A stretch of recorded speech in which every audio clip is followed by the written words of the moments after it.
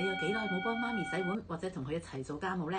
母親節除咗花同蛋糕，今年不如特別啲，送一份全心全意嘅陪伴俾媽咪啊！你好，我係 Frankie， 今日又係我同你喺心照減壓站同你分享一啲靜觀減壓嘅小貼士啦。平時大家都好忙嘅，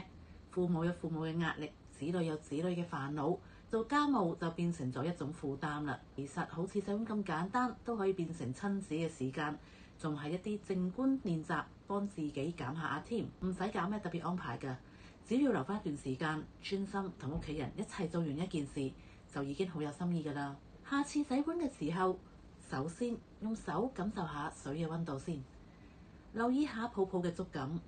碗盤互相碰撞嘅聲音，注意下手部每一個動作，洗完之後感受一下乾淨碗碟嗰種觸感。細節平時可能完全忽略嘅，但係當你專心去感受，就會發現原來洗碗都唔係咁麻煩啫，而係一個俾自己個心唞一唞嘅時刻。一行禪師都有講過嘅，洗碗唔只係為咗洗乾淨隻碗，係享受洗碗本身呢一個過程。所以母親節不如試下同媽咪一齊慢慢洗碗，享受一下啊！